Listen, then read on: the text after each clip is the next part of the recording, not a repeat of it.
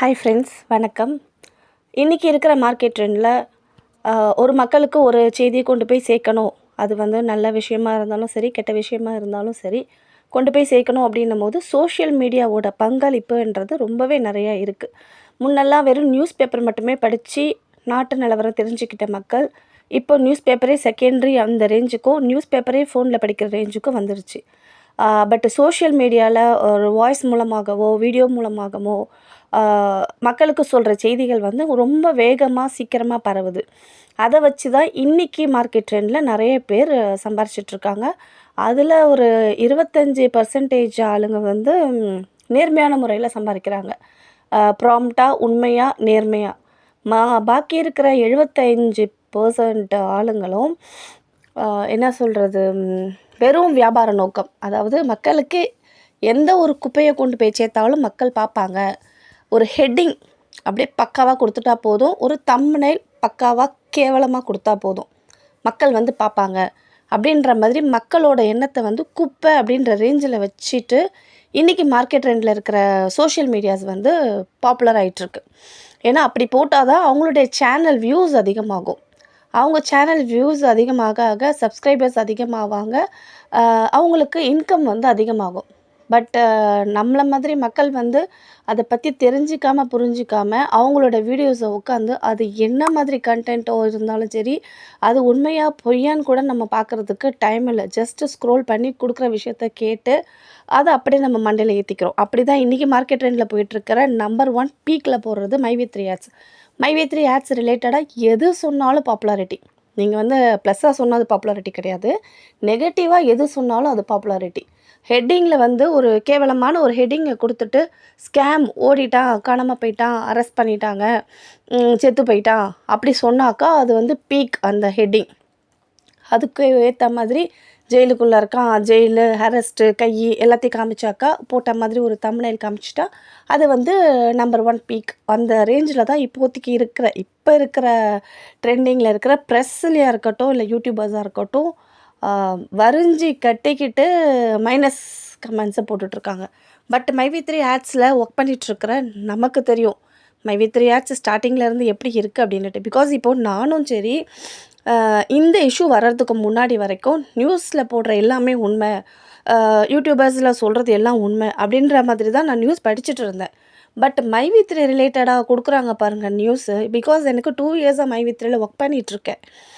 So பிகினிங்லேருந்து இன்றைக்கி வரைக்கும் என்னென்ன நடக்குது அப்படின்றது வந்து சோஷியல் மீடியாவில் இருக்கட்டும், ஆப் மூலமாக இருக்கட்டும், இல்லை மைவி3யில் வர யூடியூப் சேனல்ஸாக இருக்கட்டும், ஸோ எல்லாமே ஈச் அண்ட் எவ்ரிதிங் நான் வாட்ச் பண்ணதுனால எனக்கு இப்போ தான் புரியறது, நம்மளுக்கு கொடுக்குற ரிப்போர்ட்ஸ் எல்லாம் எவ்வளோ ஃபேக்காக இருக்குது, மக்கள்கிட்ட எந்த அளவுக்கு கொண்டு போய் சேர்க்குறாங்க.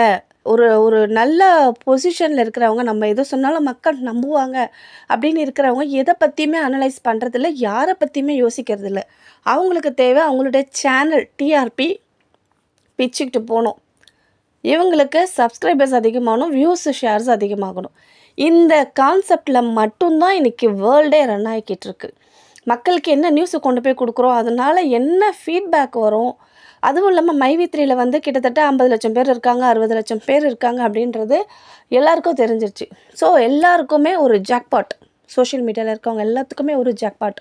ஓகே, ஒரு விஷயம் போட்டாக்கா அடித்து பிடிச்சி 50 லட்சம் பேரும் பார்ப்பாங்க, பணம் போட்டு அத்தனை பேரும் பார்ப்பாங்க, நம்ம போட்டதை பார்த்து கதறுவாங்க, நம்ம போட்ட வீடியோவை ஷேர் பண்ணுவாங்க அப்படின்ட்டு பாசிட்டிவ் எல்லாம் தள்ளிட்டு, அவங்களுக்கு அந்த கம்பெனி பற்றி தெரியாது, கம்பெனியில் என்ன டேர்ம்ஸ் இருக்குன்னு தெரியாது, ஒரு ஒரு விதமான இன்ஃபர்மேஷனுமே அனலைஸ் பண்ணாமல் ஜஸ்ட் ஒரு 10 வீடியோஸை பார்த்து அந்த நியூஸை கேதர் பண்ணி அந்த நியூஸை வந்து அப்படியே ஒரு தம்ப்நெயிலை க்ரியேட் பண்ணி போட்டுடுறது.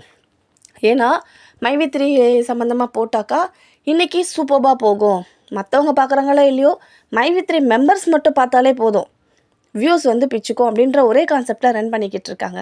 ஸோ மைவி3யில் ஒர்க் பண்ணிகிட்ருக்க மெம்பர்ஸுக்கு நான் கொடுக்குற வேண்டுகோள் என்ன அப்படின்னாக்கா, மைவி3யில் நெகட்டிவ் கமெண்ட்ஸ், ஏன்னா உங்களுக்கு தெரியும் இன்றைக்கி வரைக்கும் கம்பெனி எப்படி ரன் ஆகிட்டுருக்கு, மக்களோட நலனை மட்டுமே கருதி எப்படி பேமெண்ட் கொடுத்துட்ருக்காங்க, நம்மளால் என்ன பண்ணுறோம், அவங்க நம்மளுக்கு என்ன பண்ணுறாங்கன்றது உறுப்பினர்களாக இருக்கிற நமக்கு தெரியும்.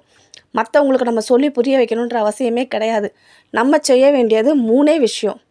ஃபஸ்ட்டு பாயிண்ட்டு, மைவி3ல அகெயின்ஸ்டாக நெகட்டிவ் கமெண்ட்ஸ் போடுற எந்தாவது ஒரு சேனலில் நீங்கள் சப்ஸ்கிரைப் பண்ணி வச்சுருந்தாலோ அன்சப்ஸ்கிரைப் பண்ணிவிடுங்க.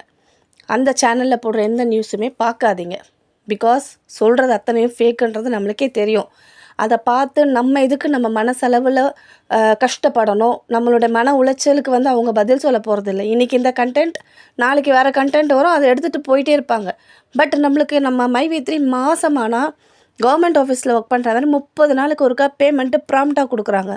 இப்போ இந்த நெகட்டிவ் கமெண்ட்ஸ் போடுறவங்க பின்னாடி நம்ம போனோம் அப்படின்னாக்கா, கம்பெனியை நம்ம கவனிக்க மறந்துட்டோன்னா நம்மளுக்கு ஏர்னிங் யார் கொடுப்பா?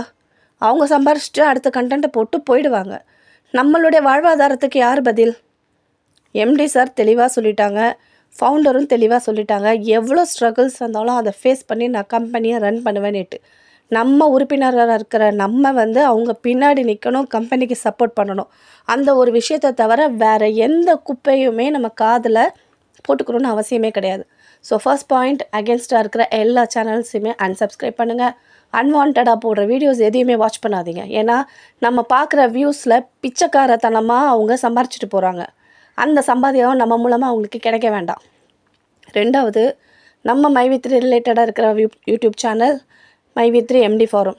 நான் வேணால் லிங்க் வேணால் கீழே டிஸ்கிரிப்ஷனில் கொடுக்குறேன். ஸோ அந்த யூடியூப் லிங்க்கை கிளிக் பண்ணி நீங்கள் ஜாயின் ஆயிருப்பீங்க ஆல்ரெடி. இல்லைனாலும் அந்த யூடியூப் லிங்க்கை கிளிக் பண்ணிவிட்டு நம்ம எம்டி ஃபாரமில் ஜாயின் பண்ணிக்கோங்க. லேட்டஸ்ட் அப்டேஷன்ஸ் எதுனாலும் அதில் நம்மளுக்கு போடுவாங்க. அதை பார்த்து அதில் வர இன்ஃபர்மேஷன்ஸ் என்னன்றதை கேட்டு அதை ஃபாலோ பண்ணாலே போதும். நம்மளுக்கு மாதம் சம்பளம் கரெக்டாக கிடைக்கும். அதாவது மைவி3யை நம்பி வந்த யாருமே மோசம் போக மாட்டோம். மாத வருமானமும் எடுக்கலாம், நம்ம வாழ்வாதாரத்தையும் பார்த்துக்கலாம். மூணாவது பாயிண்ட் என்னென்னா, அன்பார்ந்த எம்டி ஃபவுண்டர், எம்டி யூஸ் பண்ணது MD forum, founder Vijayaraghavan sir open பண்ணது அன்பார்ந்த.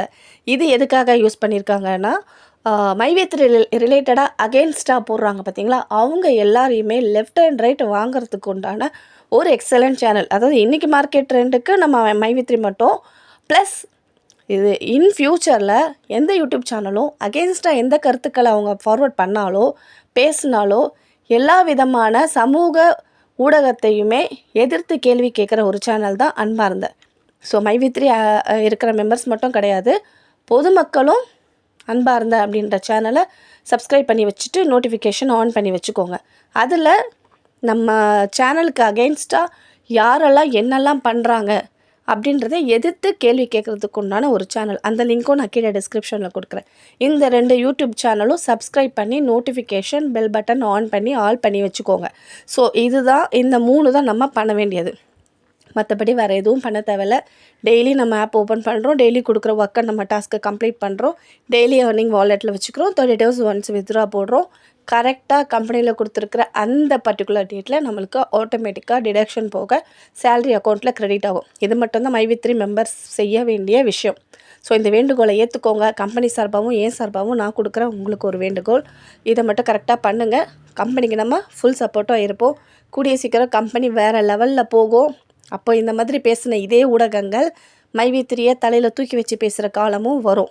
பட் இப்போ பேசின நெகட்டிவ் கமெண்ட்ஸ் எல்லாத்துக்குமே அன்பார்ந்த சேனல் மூலமாக எல்லாருமே 1 by 1 பதில் சொல்ல வேண்டிய காலம் இப்போ வந்துருச்சு. அவங்க அது வந்து மேனேஜ்மெண்ட் பார்த்துப்பாங்க. உறுப்பினராக இருக்கிற நம்மளோட விஷயம் இது 3 மட்டும்தான். ஸோ இதை பண்ணுங்கள், ஃபாலோ பண்ணுங்கள். வேறு எந்த ஃபியரும் வேண்டாம். கூடிய சீக்கிரமே மைவி3 இன்னும் எக்ஸலண்ட்டான ஒரு பாதையை நோக்கி போயிட்டுருக்கு. நம்மளும் பயணம் பண்ண தயாராக இருப்போம். வாழ்த்துக்கள், வணக்கம்.